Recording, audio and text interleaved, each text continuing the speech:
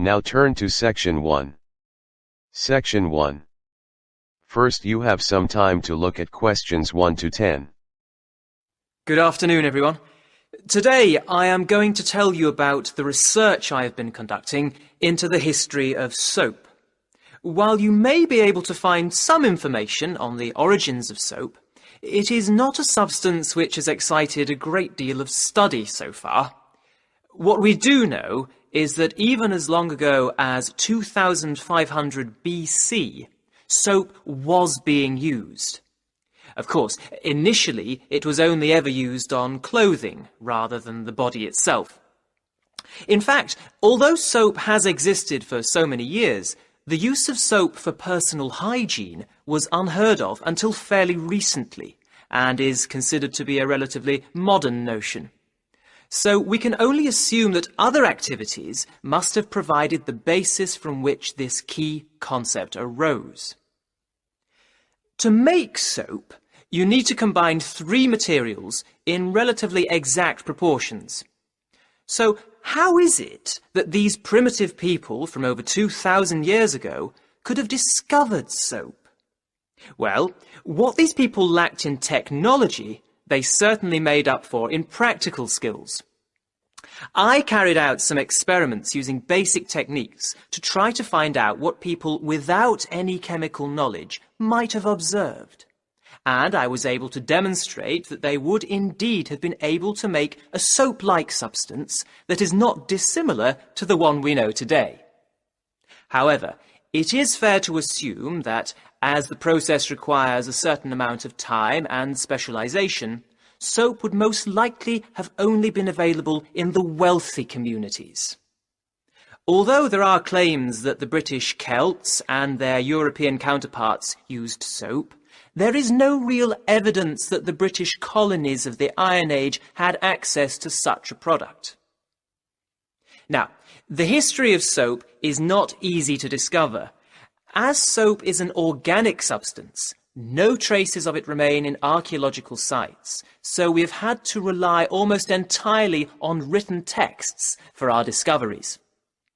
Fortunately, there are many of these. The first known written mention of soap was on Sumerian clay tablets dating from about 2500 BC. The tablets spoke of the use of soap in the washing of wool. In another incident, a medical document from about 1500 BC mentions that Egyptians bathed regularly. It also describes how they made soap by combining alkaline salts and oil which they extracted from vegetables. We also know that the Romans used a mixture of earth, soda, and wine to clean their clothes and pots. For the Romans, bathing was not just a matter of hygiene. It was a form of relaxation, a social activity. The bather moved from room to room, getting progressively hotter, until they reached a steamy room where dirt was sweated out and scraped away with a metal blade. The Romans used scented bath oils, but these were used to moisturize the skin rather than to cleanse it, and there is no evidence that they used soap in this way. This is not to say that the Romans did not have soap. During the excavation of Pompeii, a city that was buried under the eruption of Mount Vesuvius in 79 AD, an entire soap factory was revealed, showing that they did in fact have access to soap, but that they simply did not use it for personal hygiene.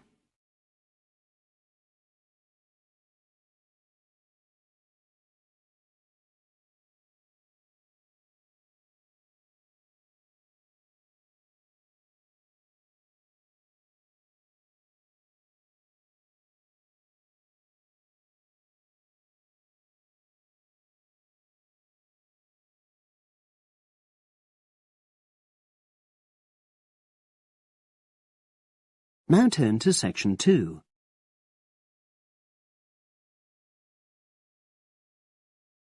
Section 2. You will hear a podcast on Canberra's theme park. Now you have some time to look at questions 11 to 16.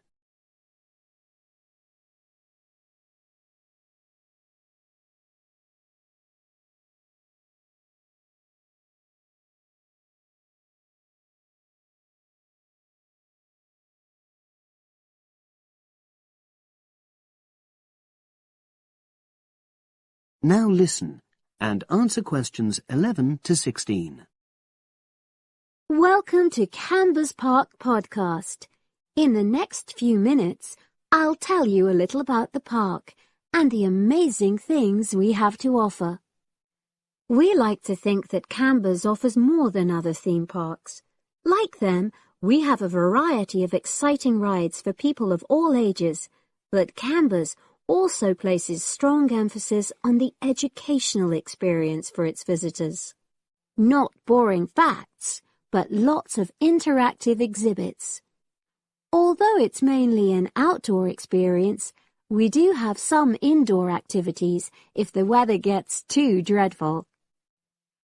The park's got a lovely, well-established feel, set in 80 acres of beautiful countryside, about 3 miles south of the tourist resort of Dulchester. The park was set up in 1997 by the Camber family, but then taken over by new owners in 2004, who have maintained the original vision of the Cambers.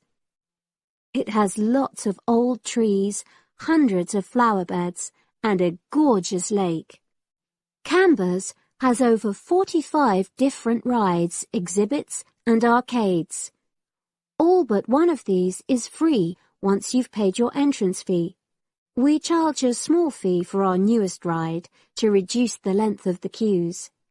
You don't pay anything for parking. A family ticket for a family of 4 works out at about £8 per person, which is amazing value. Full details of current prices are shown on our website, along with full details of rides, etc., and directions for getting to us. We also have a number of special offers. For example, if you live locally, why not join our Adventurers Club, which entitles you to 50% off ticket prices all year round, and a special lane for all rides and exhibits, which means you don't have to wait to get into any part of the park. See the Offers tab on the website. We've recently added a number of new exhibits to the park, and we're particularly proud of our Future Farm Zone, which houses over 20 different species of animals, from chipmunks to dairy cows. The emphasis is on getting near to the animals. All of them can be petted, and you can buy food for feeding the animals. Many of our younger visitors say that this is the high point of their visit. And speaking of food, don't let the animals have all the fun. We have a total of 7 different catering outlets on the site. We're open 10 to 5:30 all year round, and cold drinks and snacks can be bought at any time during opening hours. And hot food is available most of the day in the Hungry Horse Cafe from 11 until 5, just half an hour before closing time. Now you have some time to look at questions 17 to 20.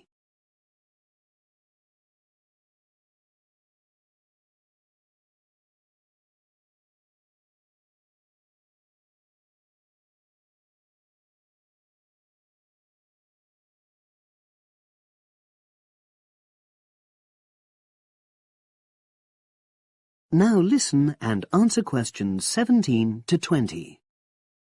Now we want all our visitors to have an exciting time when they come to the park, but our first priority must be safety. Parents and guardians know their children's behavior and capabilities, but here at the park we have set certain conditions for each of the rides to ensure that all visitors get the maximum enjoyment out of the experience and feel secure at all times. There are 4 major rides at the park. Our newest ride is the River Adventure, which is designed to reproduce the experience of whitewater rafting. No amount of protective clothing would make any difference, so only go on this ride if you're prepared to get wet. Children under 8 can go on this ride, but all under 16s must have an adult with them. Not all of our rides are designed for thrills and spills. Our Jungle Gym roller coaster is a gentler version of the classic Loop-the-Loop, specially created for whole family enjoyment, from the smallest children to elderly grandparents, suitable for all levels of disability and health conditions. Carriages have comfortable seating for up to 8 people with safety belts for each passenger, which must be worn at all times. Sit back and enjoy the scenery. One of the best established and most popular of Canberra's rides is the massive swoop slide. Whiz down the polished vertical slide 9 meters in height and scream to your heart's content. There are no age or height restrictions. Be careful though, you must have on long trousers so you won't get any speed burns. And then there's the famous Zip Go-Kart Stadium with 16 karts, 8 for single drivers and 8 for kids preferring to ride along with mum, dad or carer. Take part in high-speed races in our specially designed Formula One style karts, but no bumping other karts, please. All riders must be above 1.2 meters because they have to be able to reach the pedals, even in the shared karts. Full details of all safety features are available on our website at www.canberraspark.com. So come and make a day of it at Canberra's theme park. That is the end of section 2. You now have half a minute to check your answers.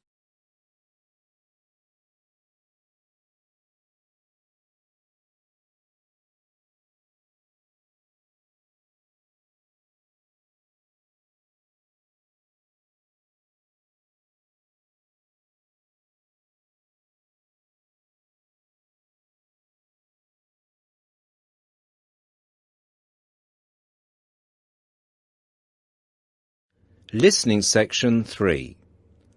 You will hear a conversation between 2 people who are about to share a project at work. Look at questions 21 to 30.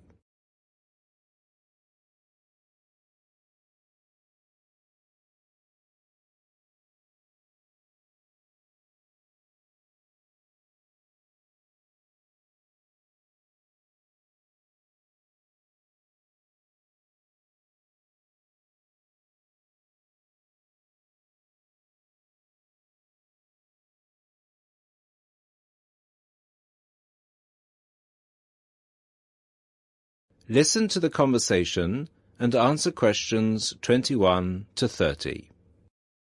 Hi, Bill. How are you? I'm okay now, Sarah, but I was so ill last week. Oh, dear. What was the problem? Did you eat that dodgy fish in the canteen? No. At first, I thought it was a cold, but then my head started hurting and my eyes started to go blurry. Oh, I'm so sorry. That sounds serious. Yeah, it's okay, actually. I went to the doctor and he diagnosed me with a migraine. He gave me some medicine and I'm starting to feel much better. Oh, I'm glad to hear that. Well, I'm also glad you're in today because we have to work on a new project together. Oh, are we in the same section? No, it's just us. No one else. Mr. Donaldson put us down as B team because we live near each other. That could be fun. What do we have to do? Well, the project is partly internet research, then checking reference books for information to prepare a survey, which we have to use with people we know. Great! What's the topic? It's to do with shopping over the last 10 years. We have to find out how customers have changed their behaviour. OK, so what's the first step? I think the first thing to do is to check the list of references he gave me. But my computer is in for repair, so if I check in the reference library, would you be willing to look up some references online? Once we're done with the reference checks, we can write the questions together. That's fine. I'll do the internet research. So, what sort of shopping are we looking at? Only food or goods or clothes shopping? We have to find people who are willing to tell us about personal things, like deodorants, cosmetics, soap or vitamin creams. The other groups are doing food, electrical goods and clothes. That won't be so easy, Sarah. People might think those things are a bit private. Yes, I thought about that. I'll ask the women and you can ask the men. That should work okay. Well, if you think so. Give me the list of references then. Sorry, I left them in my other bag at Joseph's house. I'll get them for you tomorrow. OK.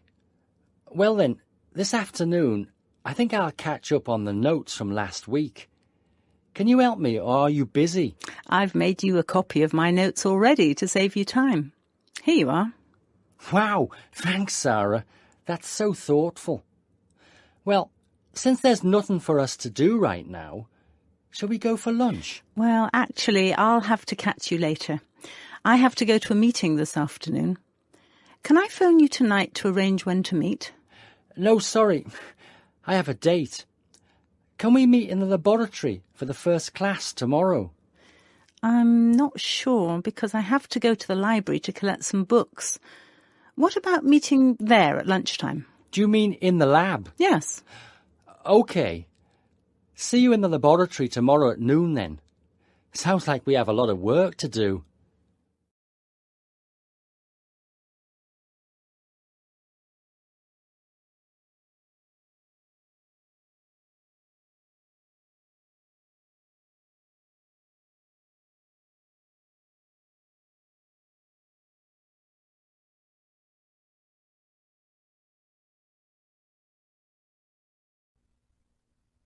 Now turn to section 4 on page 8.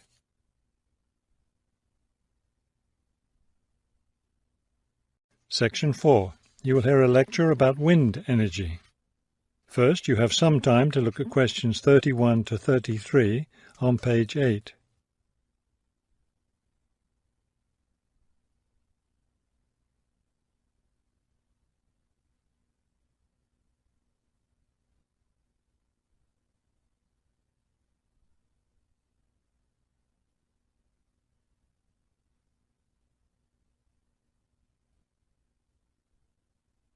Now listen carefully and answer questions 31 to 33. With the rising cost of fossil fuels, there's a great deal of interest these days in developing alternative sources of energy.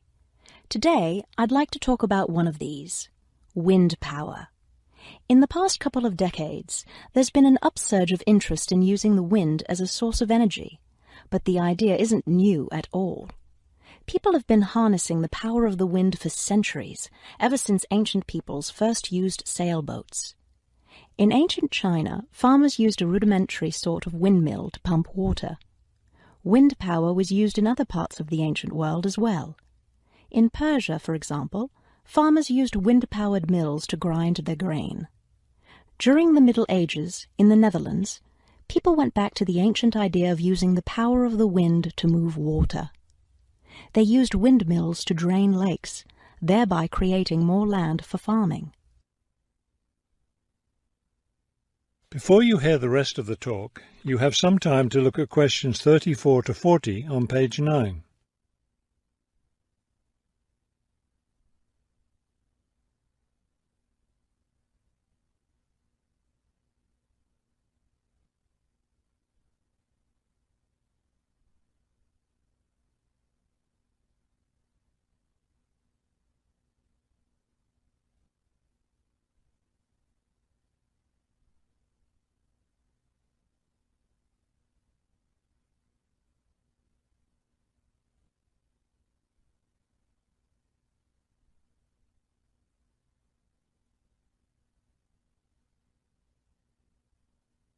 Now listen carefully and answer questions 34 to 40.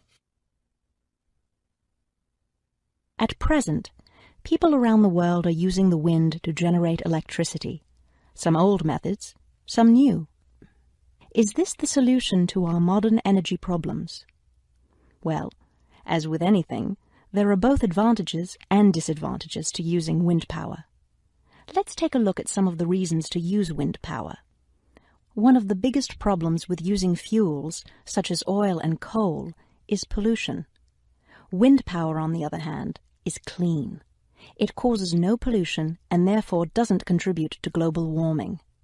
Another great advantage of wind power is that it's a renewable resource. Oil and coal reserves are limited, but we'll never run out of wind. Economics is another reason to use wind power. Using the wind to generate electricity costs less, much less, than running other types of generators. In addition, since wind turbines don't take up much land, the land around them can be used for other purposes, such as farming. There are disadvantages, however. Even though generating electricity with wind is relatively inexpensive, the technology isn't cheap. The initial costs of setting up wind turbines can be quite high. Another issue is reliability. Wind doesn't blow at a constant strength. Therefore, at times, a lot of electricity can be produced, while at others there may be little or none. Wind turbines usually have to be located in rural areas where the land is open. Their distance from cities, where the most electricity is needed, is another issue. Although wind is considered to be a clean source of energy, wind turbines cause their own sort of pollution. Wind turbines are usually placed in high, open areas where they're easy to be seen. Rural residents often feel that the beautiful local scenery is spoiled by the sight of the wind turbines. In addition, wind turbines aren't quiet. In fact, one wind turbine can produce as much noise as a car traveling at highway speeds. That is the end of section 4. You now have half a minute to check your answers.